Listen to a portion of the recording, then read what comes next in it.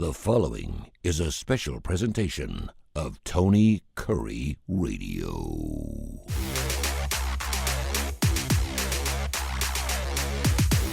Welcome back to another K4Wins show. I love this show. This is my favorite show of the week. We get together with my homies. We sit here and talk about handicapping. And, of course, we're getting ready for not 1, not 40, not 43, 47, I think I counted, bowl games, getting ready for the season. We have our early games. Who's in, who's out, why is that important? Early playoff games we'll get into. We got Army-Navy this weekend. The show will be up just in time for that. And we're also going to get into, of course, our best bets. We'll have some early stuff for the playoff games because the way everything's kind of falling. Of course, those early games kicking off on the 20th and 21st of December, so we have a little time to wait before the playoffs kick off. But he is Case Keefer, executive director right there, Las Vegas Sun, in beautiful Sin City. Fantastic job. He's been doing this for everyone. He's our jewel in our crown, man. He knows exactly what's going on. Of course, you know Kai Gregory. He's been playing both sides for a long period of time. Knows more about handicapping than any person I've ever known. I've certainly been on the wrong side of that handicapping for many, many years, so I do have something to add. If you don't like my plays, you just go the other side. Although I've been doing okay. I've been doing all right this year. We've been doing pretty good on the show. And, of course, Kip Keefer, who, of course, is the executive director of the Birmingham Racecourse Casino, is going to take the day off today. He's got some big stuff going on as the Alabama Derby at the fairgrounds going on this afternoon. First of all, gentlemen, hope everything's good. Super excited about this show, man. We get down to the nuts and bolts. But before we move on, we do have some sad news, Guy, about last weekend.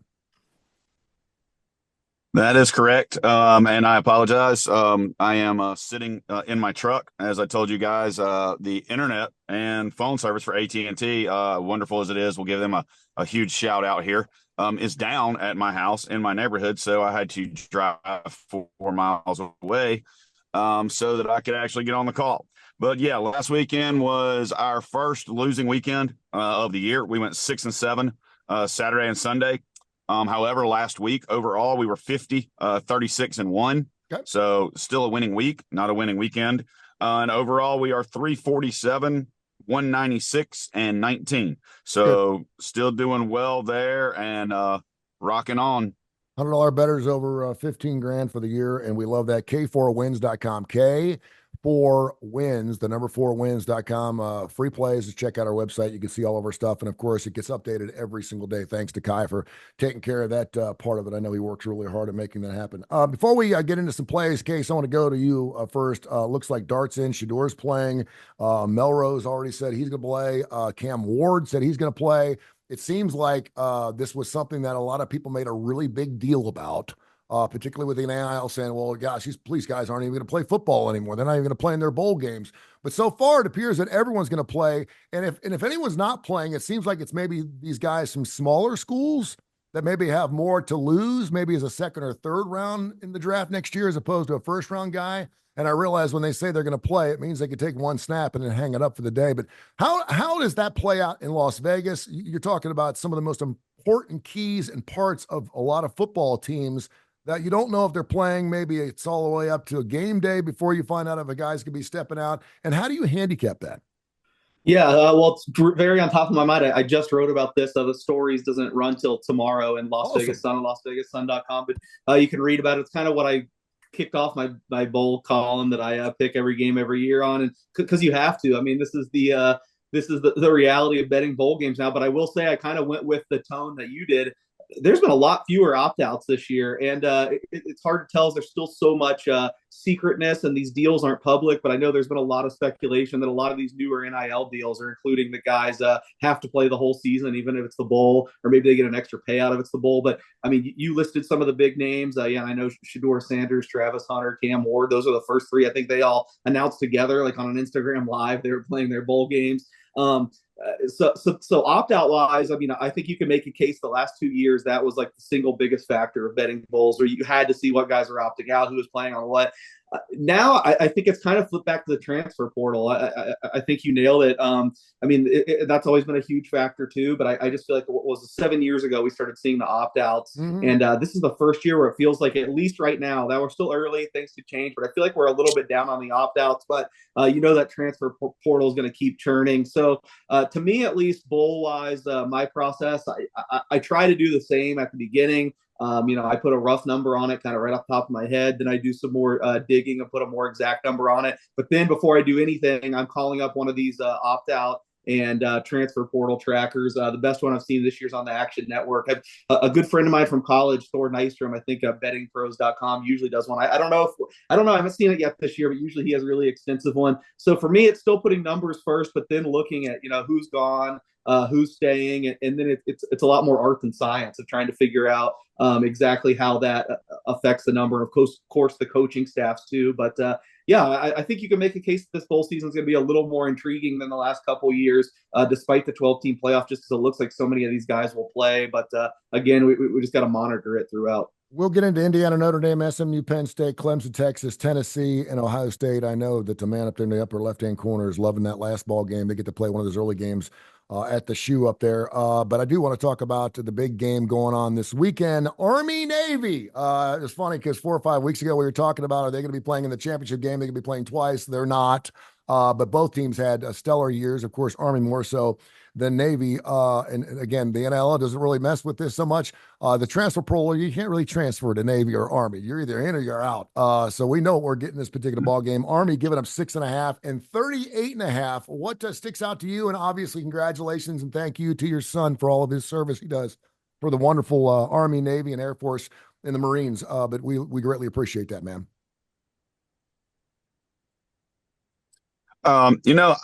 My heart, since Dawson is a Marine, my heart is going to be with Navy. Since the Marines are part of the Navy. But looking at this game, how about this? Combined 19 wins for these two teams going in, the most ever when they're playing. Some useless stats that you like to throw out. The last 12 losing teams have scored 17 points or less. Navy is really struggling, in my opinion.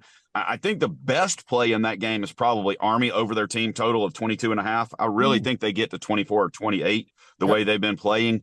And I could see a 24 to 10 a game to stay under, but I could also see a 28 to 20 game and go over. I'm probably going to stay away from that total except for Army team total over, but I'm going to be sitting back pulling for Navy as hard as I can. It looks like Horvat's going to be going for Navy, which is great news for them. You mentioned last 10 years, only 3 times has Navy or Army scored over 20 points out of the 20 scores, which is unbelievable. And 8 of the last 10 ball games between these two teams has been a one-possession game. I can't help but think this is going to be just a sloppy game. I think that number 6.5, 7. If it's 7, I'm playing Navy. If it's 6.5, I'll leave it alone. What do you think, Case? Yeah, this is actually fun. You guys, it's a good year we're doing the first show because I feel like I almost never have an opinion on Navy Army. It's always about right. And this year it is the exact opposite. I feel very strongly about this game. I'd say maybe not as much side, kind of side, and definitely total. The first bet I made was I really liked Navy actually at +7. I know they've been trending downwards, but this looks like it's going to be the healthiest they've been in a while. They've had extra time, like you said. Horvath is playing. I know our Army has been the better team. There's no debating that. But Navy at their peaks of the season has been just as good. This is usually, like you said, a cagey, close game where neither team's going to run away from each other. So just getting the full touchdown, to me, I couldn't resist. Now, I don't see any 7s left, all 6.5s. I would still lean that way, maybe just make it a smaller bet, but I like Navy +7. And then it doesn't sound like you guys are necessarily going to jump down my throat for that. Maybe if Kip was here, I just assumed someone would have a big problem by next one, but I really like the over here, actually. I bet over 38. There's still some 39.5. Like, look, I get the historical precedent. You go back the last 20 years, if you're betting under, you're winning all the time. But these offenses are just way more dynamic and way better than they have been in traditional years. That they can do. That they can, especially Navy can throw the ball. Army can throw the ball too. They just haven't had to. They've won because of the way that they could still destroy folks on the ground. If you do this the way I do it and look at it more statistically and you try to forecast based on past games, I don't think there's any way you could not get this total like near 50, like in the upper 40s. Now I know you pump the brakes on that and you say, okay, well, it's kind of the pageantry of the game. These teams play slow. They try not to run away from each other. They try to have these super long possessions. So I'll say, okay, I'll make the biggest adjustment I could possibly ever make, and I'll knock off a whole touchdown off the total. I still think that conservatively you're at like 41. I usually need like 1.5 to make any bet, but I still just think 38, anything, below 40 I kind of like the over here. I just think these offenses aren't being given enough credit for how much better they've been compared to kind of their historical baseline. This gambler's delight, right? There's not a whole lot to play on. So, I mean, we're either trying to catch up a little bit or we're just putting more money in this game. We probably should because Army, Navy, it's part of the pageantry. It's all great. And the over is the one number that I play every single year. And I get spanked because you know how I am in the 40s, man. If I see a college game in the 40s, I'm taking the over. I see in the 30s. I mean, I was like, is Iowa playing here? I mean, what's going on? So, yeah, but I think you're totally right. These offenses are totally different than the offenses that we're used to seeing because they're running all kinds of different formations out of the running game. And again, neither team really good against the rush all year long. So they're going to be running it down their throats. And I could see a couple of 50 or 60 yarders. You get me a couple of chip touchdowns. I kind of like the over that game, so I'm going to be hopping on that over 38. So yeah, I kind of like that too. Kip is the historical guy, so since he's not here, we can throw out for him. I bet almost for sure that he's on the under. So just to say it's not a good I just it's amazing because when you're looking at a game like that and you've got the over, man, all of a sudden 38 sounds like a lot of points, but when you got the under, man, it seems like it's nothing. I mean, it just takes one turnover to totally split the day. And again, when you got the over, you're always in the game. So I know a lot of people, a good friend of mine, Herb Winches, used to say that all the time. Always take the over because you're always in the game. It's never over. You're always going to be playing the game. So before we get into some of the playoff games, we are a local show here in Birmingham, but we're played nationally and internationally. You can hear us, of course, right here, wherever you get your favorite podcast. On every major industry, we're available on everything on Tony Kurre Radio podcast called K4Wins podcast, K4Wins. So make sure you check it out. But obviously, there are a lot of people here that love that Alabama and an interesting little line a little bit. Obviously, Alabama gets snubbed. Some people are already talking about what was the season where Alabama just laid the egg. It came out in the playoffs or came out in the bowl game and just didn't show up at all. And some people are like, is that the Alabama we're going to see? Giving up 10 against the Wolverines. 10 sounds like a bargain 3 or 4 weeks ago. And all of a sudden, Michigan seems to be playing pretty well. Case, what are you seeing in Vegas on this line? Yeah, some Michigan interest for sure. Definitely some money on the Wolverines throughout the week. I definitely saw higher than 10. I think it opened maybe more like 12 and a half. And I don't know. For me, I haven't dove super into this game since it's further away, but I haven't seen a whole lot of opt-outs. I think you guys would know better. You already mentioned Jalen Milroe plans to play. And I think if these teams are closer to full strength, especially at 10, I'll be interested in Alabama. I just, despite Michigan's, strong into the season, I still just I just don't have much faith in this roster, and I think I'm not like an Alabama truther that's going to bang the table and say they should be in the playoff at all. But I think if they're playing at their best, that they're a lot better than kind of these middling power conference teams, including Michigan. And I do think with extra time to prepare, and if there's not that many guys opting out, I think they'll be close to their best. So for me right now, it would only be lay it, but I haven't quite gotten there yet. I do think it's important from a fan standpoint. I'll say this, that first of all, the kids get the free trip. If you're going to the Bahamas Bowl, who cares if you win the game? You're going to the Bahamas, right? I mean, I get that and I understand that. But it is important from a fan standpoint for your team to show up in ball games like this, and it's still Michigan, and it's still another win for Kalen DeBoer, who's obviously not had the season he really wanted, but was right there on the cusp. It's so funny because when we have a 14 playoff, Bama gets in every year, and now we expand it to 12 and they miss, which is just kind of crazy. What's your thoughts on this game, Guy? Well, it's a game that I'm not touching yet. I want to see, what happens over the next 3 weeks, before the game's played. I do have to throw in, though, for my SEC friends. We heard Ryan Washington, 17-year-old, and all these different things for him all year. Well, did you know he's the only 17-year-old to miss the college football playoffs? There you go. Sorry, I've seen those memes and that saying. ESPN has talked about that till they're blue in the face. Yes, I know it. Anyway, no. There's other games closer. Yeah. All right, we're going to give you some of our early bowl games. There's 47 of them. Some of those may be playoff games. We're going to go week to week because we're obviously doing this show every single week. And if it's okay with you guys, I'd like to drop in a couple more shows so we can stay even more relevant. I could do a show with you guys every single day. I love doing this. But we do have this 4 playoff games. On the 20th, Indiana, Notre Dame. 21st, SMU, Penn State, Clemson, Texas, and Tennessee, Ohio State. Before we tell you what really is getting our bellies swirling, you look at those 4 lines right there, Case. What's the first game that kind of stuck out to you and you're like, that's really interesting? Ooh, really interesting.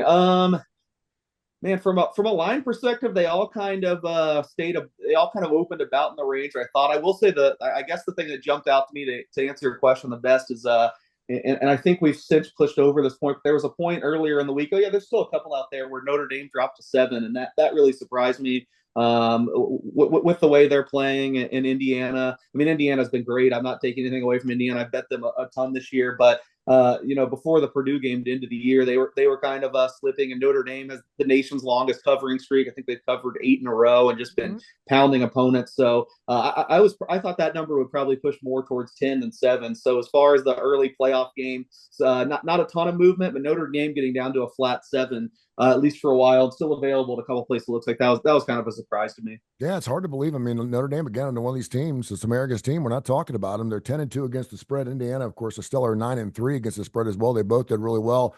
Kai, your thoughts on this 7 and a hook? I think a lot of people. I have been touched off by Notre Dame several times. Maybe it's because I'm Catholic, and sometimes I just go against them just because is this touchdown Jesus? I'm tired of hearing it. But man, they're a cover machine this year. Do they get the cover against the Hoosiers? I don't like 7.5. I'm kind of like a case there. If it's 7, I would be, really happier with that. Sorry about that. My truck was trying to shut off on me because I haven't moved in 15 minutes. I think that, Cignetti's probably going to have them ready. I just don't know if Indiana's defense can keep up with Notre Dame's offense. I think Indiana's offense can score. I'd probably be looking more towards the total on this one, and maybe even Indiana's team total. I think Notre Dame's probably going to cover. Kudos to the playoff committee for actually giving us that Indiana Notre Dame, the in-state matchup. I think that was good. I think it's crap that Penn State got the easiest route in the playoffs, allegedly. But I do think they got it right getting those teams matched up. 51.5 the over under, and I think you're right. Cignetti's got some extra time. I'm going to be really interested to see how some of these young coaches do with the extra time they have to prepare. I think sometimes we make too big of a deal. Certainly, if you're banged up and you're trying to get healthy, the extra time is good. But as far as throwing extra wrinkles in, I don't know how much extra stuff they throw in there just because you got an extra week or two. Should be really interesting though with Indiana catching 7.5. I do think Indiana has shown at least.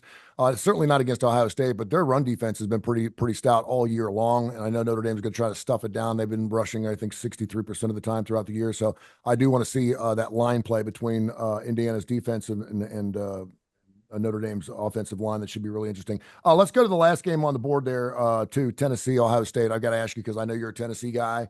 Another interesting game sitting there at 7, and that looks like it's just going to sit there at 7. I don't see that number moving all over the place. Kai, what's your original thoughts when you saw you're getting your Volunteers plus a TD? Tennessee has not been even close to impressive on the road this year. And I know everybody's saying, okay, well, they kind of have an advantage simply because it's at night. And I got to be honest, I think Tennessee's played, 90% of their games at night this year, including all of their road games that they played. But, if you go on the road at night and you don't play well, what kind of advantage do you have, the 4th or 5th time you're going to do it? There is a lot of rumor. I've been looking at ticket buys also, and Tennessee is going to travel well. They do. I really believe that, there's this thing that came out this week, Ohio State's AD asking them not to sell tickets to Tennessee fans. Tennessee fans have hacked the site, got into the season ticket buyer stuff, and we're able to get tickets early, not just tickets allotted for them. So I think you're going to see 20,000, Tennessee fans there. I do not, with the wide receiver situation at Tennessee, and a couple of them banged up that are not going to play. I mean, Squirrel's not going to play. Not that he's had a great year anyway. I'm interested to see how well Dante Thornton comes back, how Bree McCoy is. But I don't have faith in Tennessee on the road. I just don't. I think the defense travels. I'd probably stay under in that game right now if it stays where it is. But I can't lay 7.5. But I also can't say that I would take Tennessee on the money line. If I was going to bet it, it's just a heart bet. I would take Tennessee. I would stick towards the under here. And my biggest concern is if Tennessee loads up on the run, how the DBs for Tennessee are going to match up against Ohio State's 4 or 5 wide receivers that are going to be playing on Sundays. Yeah. Yeah, it's interesting too because I love these over-unders. I'm sitting there looking at Tennessee because earlier in the season, obviously, they were putting up some huge numbers that offense looked like it was unstoppable. Last four games, 36, 56, 17, and 33 points. Very reputable and respectful for Tennessee. But then you look at what Ohio State's done. They've only given up 20 spot once all year long. That defense is stout. And of course, they're going to be at home. So I think this is going to be a tough nut for Tennessee. Case, what do you think?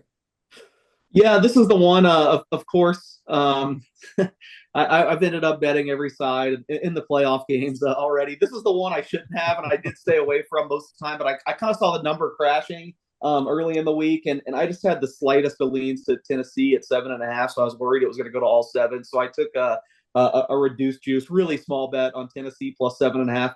I know despite us all laughing and talking about how much bets I have, I usually feel like I am pretty disciplined, and it's got to be close to my numbers to make a bet. This is one case where I veered off a little bit just because I like Tennessee at more than a touchdown, even though this is almost exactly what I made the game. I made the game kind of like 7.25, which in gambling parlance means like if I was the bookmaker, I'd make it like -7, -20 for Ohio State.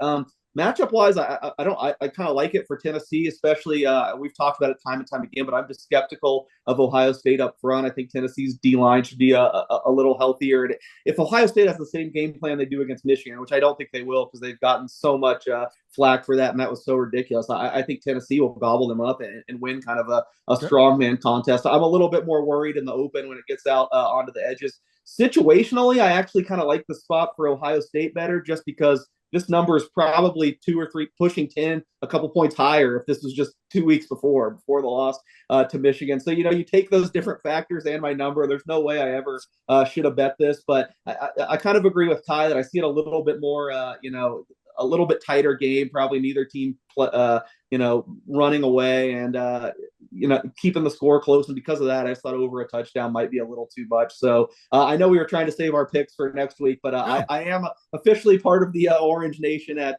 plus 7.5. It should be a good game. I'm looking forward to it. No, we'll have some more plays. We're gonna reach out. We want you to make sure you're listening every single week. So we'll throw some stuff out that's coming up, maybe a little deeper into the playoffs, and we'll get into those coming up in just a few seconds. I did want to ask you guys about the Clemson Texas game. Dabo somehow back into the playoffs. He is the first team and probably the only team with 3 losses to actually get in. I was like, okay, unprecedented. Alabama would have been that first team, and obviously they didn't. They were only going to allow 1 3-loss team to get in. That'd be the Clemson Tigers.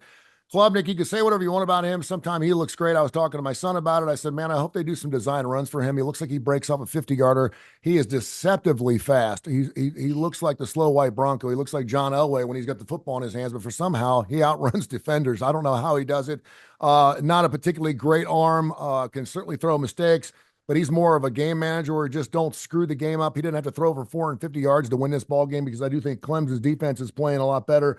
And you go on against the Texas squad, man, that game against Georgia, good God almighty, they had 176 yards to 17 yards in the first quarter against Georgia, and they were only up 6-0. And I'm sitting there going, okay, you are totally blowing it here, Texas. You're blowing it. Next thing you know, I look up, it's 13-6. Turned out to be a hell of a ball game. But what do you see in this particular side? I know you were on Texas to win a national title. Was it last year, the year before you nailed it? You had them going to the national title game, Case, but that's a pretty big nut to be giving a guy who's won a couple national titles. Yeah, and then I ended up adding some. I think Ty was on it originally. I think our first show we talked about Texas to win the national championship. I was pretty skeptical, but I think after like 4 or 5 weeks, I added some Texas. I think it's 6-1. So I'm back on the Longhorns train. And to be frank, and maybe it'll come back to bite me, but I love their draw for 1, and 2, I'm not worried about this game at all. I'm happy to know about your son because then I could be happy if the Tigers do something good. I don't wish any ill will on him. 3 weeks ago, man, I mean, it was like the Big 12 playoff scenario. He's sitting down. He's like, Pittsburgh's got to lose 2 of the next 3. Yeah. Syracuse is going to do this. And I was like, dude, just let it play out and see what happens. And then they lose to South Carolina, which certainly didn't help their cause. And somehow they end up getting it anyway. It was just an amazing thing. But good things happen to good people, man. And I hope that Clemson has a good run. I really do. Right. So for consolation, I guess I can be happy if Clemson plays well for him. But I just, as you know, on this show every week, I've said it, I just don't believe in this team. I think they stink. They got up big against SMU and then did absolutely nothing. I mean, you look at the box score of this game, they were at like below 4 yards per play I just don't think they're very good. I've heard a lot of people picking Clemson in this game, saying it's too much for Texas to lose. And I know Texas keeps shooting themselves in the foot, keeps, like you mentioned, the yardage totals. I mean, every week they're just beating the crap out of these teams and then barely squeaking out wins. But I don't know. I just look at the rosters and what the teams have done as a whole. I think Texas is on a whole different level than Clemson. And if there's one game that gets out of hand, I know I'm not stepping out on a limb here since it's the biggest line, but I think this one could turn into a mismatch. Guy, you're looking through all the bowl games, 47 of those bad boys. Any particular plays you want to throw out there as a best bet early in the playoff season? I'm sitting here looking, and if I had to, I don't know. I would love to hear Case's thoughts on the LA Bowl. Barry Odom left UNLV. Cal's quarterback. Mendoza's opted out. The line's 1.5. Does UNLV care? They just lost their championship game. Their coach. Got to actually see who's playing in that game. Cal 6-6, UNLV 9-3. That's coming up, soon. But Cal lost 4 games by 9 points, traveling the West Coast to East Coast 6 straight weeks. 4 of those. I think that comes into play when you're talking about that. You got to look at you got to look at the Frisco Bowl also. Memphis opened at 3. They're at 4.5. Chad Scott's going to be the interim coach. Rich Rod's heading to West Virginia. Here's another Tony useless fact that I like to call you out on. Since 2008, 6-6 teams are 62% against teams they play in bowl games with a winning record. Memphis has played 2 teams with winning records this year. They're 1-1. West Virginia was 2-4 in a 6-game span, and they were minus 13 turnovers during that span to lose. So, me there, I want to hear, like I said, what Case has to say about UNLV and what's going on there. I really like Cal in that spot. Again, I don't know, what UNLV is going to do. You look also, I really like West Virginia in their spot, and then the JMU Western Kentucky. I think Western Kentucky, every player on their team entered the portal. James Madison's quarterback's hurt, but their backup's probably as good or better than him. All these players that entered the portal for Tyson Helton have entered before, and they still played in the game. So, James Madison runs the ball well. Western Kentucky gave up 300 yards rushing to Jack State last week. Jacksonville State opened at 7, now 9. I think those are huge plays. But if I had to lay one, I'm going to have to go with the Cricket Bowl. Jackson State getting 3 points against South Carolina State. There you go. All right. And don't forget about the Salute to Vets Bowl that's also Saturday, which I can't believe the Salute to Vets Bowl is on the same day as the Army-Navy game, and it's not the Army-Navy game. USA and South Alabama and Western Michigan, 57.5 on the over. Both teams run the ball well. Neither team defends the ball well. I like the over. Okay. I'm going to kind of go against you. I got Memphis circled here minus the 4.5. I do think West Virginia is going to have a hard time. They're 129th in total defense coverage on that side of the ball. And of course, they do have a new coach coming in, a guy that everyone knows, but he's not there yet. I think they're going to be going through. I think they're just happy to be in a bowl game, and I think they're just going to play like it. They do run 61% of the time. I think Memphis does a really nice job at stopping the run. They ranked in the top 20 in rush defense throughout the year. So I'm going to take the Memphis Tigers minus the 4.5. I'm looking at the Florida Gators. I can't believe I'd be giving Florida Gators and giving up 14 to anybody, but Tulane's not going to have their starting quarterback. I think Billy Napier has just saved his ass. I mean, I think he had to go to a bowl game this year, or else he was going to get fired. And I think what he's done the last 3 or 4 weeks has been miraculous. I think he's got that team believing in him, and it's hard to believe. How many years has he been there? 3 or 4 years? I think he's just done a fantastic job. I think Florida could have a lot of fun with this. I think I could smell a blowout. Bill O'Brien, I think, super happy at Boston College. They've been really good to me this year. They've covered a lot of close ball games. They're catching about 1.5, and they're taking on a Nebraska team that I would never bet on. So I'm going to go ahead and take Boston College as my son comes into our pictures. I'll be ready to go in there, everybody. He likes Boston College as well. And then I do like the over. The Army-Navy game, I like the over 38 in that ball game. I wasn't going to play it, but since Case is all over it, I'm going to ride your coattails. And then I'm probably going to play that Indiana game. I don't feel real comfortable catching Indiana because, again, you look at their schedule, but you know what? Neither one of those teams played anybody this year. So, I'm going to take Indiana plus the 7.5, and that's who I got. Case, what do you like? Yeah, man, you guys did a good job, kind of running down the whole early schedule, and I like the hood look. Good. Shout out to your son. I'll join to end it. There you go. Yeah.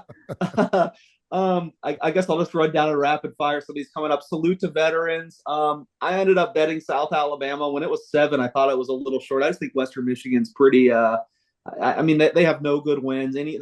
Whoever can move the ball at all has moved the ball on them. I know South Alabama is going to be without Fluff Bothwell. Gio Lopez announced he's staying. I can't imagine that he's going to play when he's been banged up, but I still would only be South Alabama there. I'm on a lot of favorites to start the bowl season, which makes me uncomfortable. The Frisco Bowl, this one's super interesting. I know Tony said that, Kai, said that, it opened at 3. It did reopen at 3, but last week, this was one of the first bowl games announced, and I saw a big national sports book at West Virginia -4.5. Someone told me at the time, like, this number is absolutely ridiculous. There's no way Memphis closes an underdog. You need to get on this. Of course, I didn't. I couldn't in Nevada. Sometimes I drive to the Arizona border when there's a real banger like that, but didn't happen for me this time. I did bet Memphis 2.5.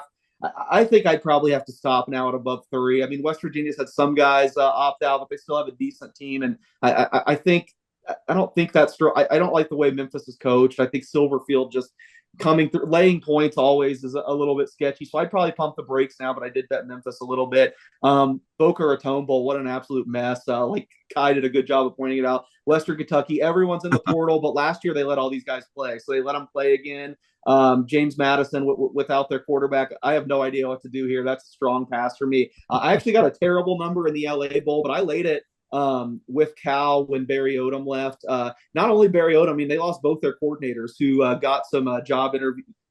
Were interviewed for the job once Odom left. They didn't get it. They obviously now have hired Dan Mullen. So I just don't think they're going to look very sharp on either side of the ball. There's still there's a couple guys that have opted out, maybe some more because they do have some other guys going to get NFL looks. Now down to 1.5. I mean, I wish I wouldn't have bet it at 3. I would lay it with Cal. I know Mendoza opting out is what killed me and gave me a bad number. I'm shocked he opted out. I mean, we're 2 weeks removed from him going on this emotional thing about playing with his brothers and coming back to win the game against Stanford, and then he's out of there. But their backup has played some this year. I don't think he's a total disaster. So especially now at the lower number, I would like Cal. New Orleans, it's tough now at 6, but I'd still probably lay it with Georgia Southern. Sam Houston's kind of in the Western Kentucky range where a bunch of guys are in the transfer portal. They might let some of them play, but they've got a makeshift coaching staff.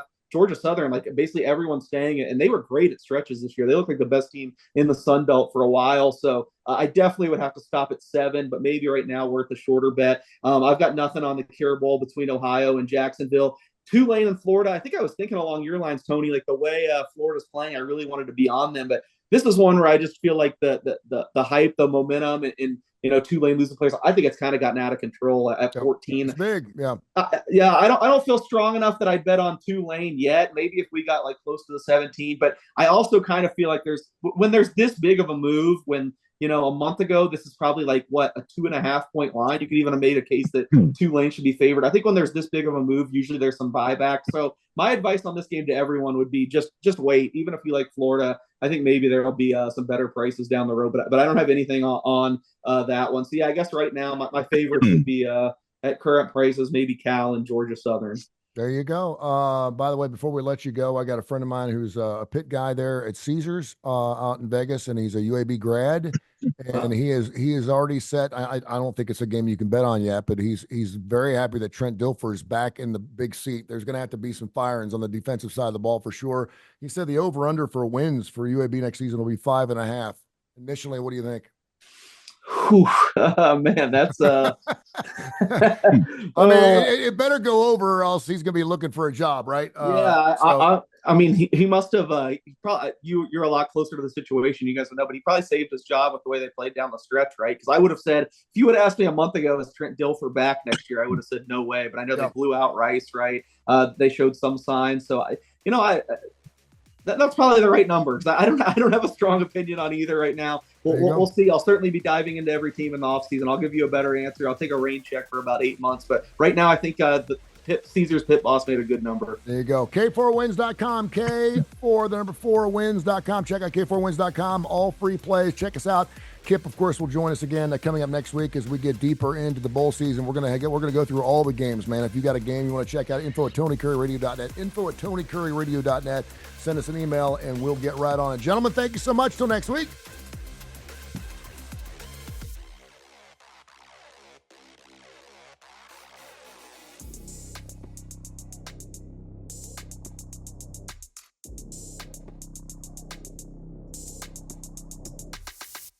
This has been a special presentation of Tony Curry Radio.